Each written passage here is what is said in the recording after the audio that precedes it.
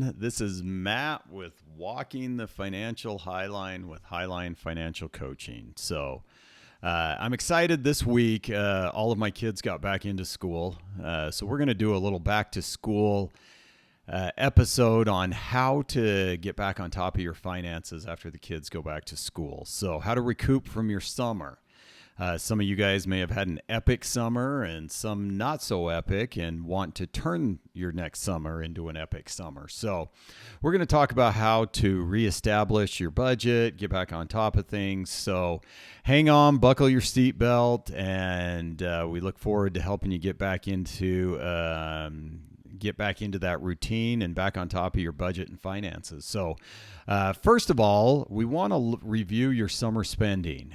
Go back and see how much you spent. You can even analyze this compared to the summer before. So if you've kept track of your finances, you can go back and look at that. If you put all of your finances on your debit card or a credit card or both, you can go back and look at this year, maybe last year and the year before, just to see how much those have gone up. And I can almost guarantee each one of those summers is going up, unless your kids are getting older and are moving on and you have less expenses. But overall, everyone's summers will have gone up based on inflation and the rising cost of all things with groceries and everything that's rising in cost. It has gone up significantly over the last couple of years. So I'm pretty sure you'll see significant increases in that. But you want to see where you're at, where you're sitting.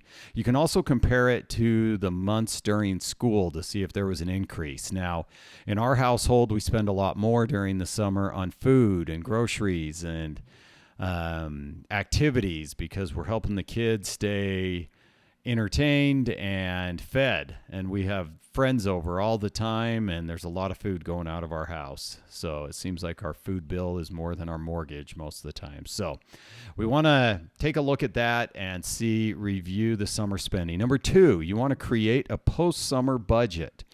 So this may be similar to the pre-summer budget, but you want to get back on track with things, maybe doing your meal preps, organizing the times you go to the grocery store so that you limit how many times you're there. Because if you miss something, it seems like if you miss a gallon of milk and you have to go back, it's the most expensive gallon of milk you've ever had, because you find 18 other things that you forgot when you go back into the grocery store. So create that post-summer budget, start creating those habits again.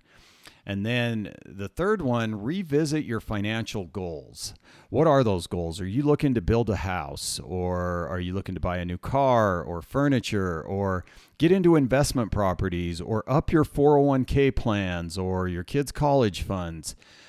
Go ahead and revisit those and add to them. Add to your financial plans so that you know where you're heading with those goals. Because if you have some of those goals in place, it makes it so much easier to be able to stick to a budget, because you know what you're sacrificing for. The next thing is take advantage of the school year routine. So if there's a time every day that you want to sit down and look at your budget, and I usually don't recommend every day, because sometimes that can make or break your day. But if you pick a time once a week, sit down, review that, make sure you're on track. It makes it so much easier to stay on track, because if you don't, you look at your bank account and you realize you have more money and you can continue to spend that. So you want to take advantage of that routine. Pick a time. I know at our house, the routines are much better when school is going on, because there's a set time to get up, go to bed. And when the kids are at home or when they're away, we have the different activities that are going on throughout the school year. So the next thing is, as you go through all of this, you're going to want to cut some of those unnecessary expenses. So if there were things you were doing during the summer, if you had season passes or paying for monthly passes, eliminate the ones that you're not going to use for the rest of the year.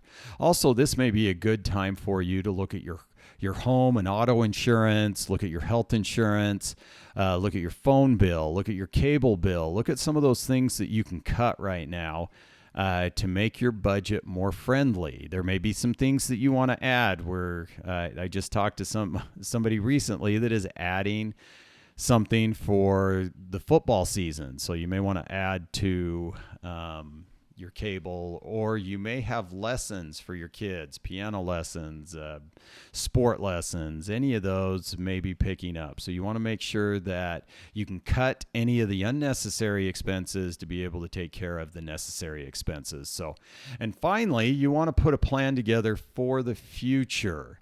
Now, if you felt like your summer wasn't the summer that you wanted it to be, that you wanted to be able to take your kids to more places or do more family vacations, write down what you want that future to look like. Writing it down, putting a plan in place is going to help you achieve that goal much better than just wishing that it's going to happen. Wishes don't come true unless you write them down and work toward them. So you may want to look at if there's an extra side hustle that you can do to bring in that extra money. Because if you have a plan for a vacation your next summer, we've got a whole year to plan for that and get it in place. If you'd like some help with that, we help thousands of people get into a position where they are prepared for that summer and they're able to take advantage of that and enjoy that time. So in closing, getting back on top of your finances after the summer doesn't have to be overwhelming. It seems like it. It seems like it a lot of times when we're sitting here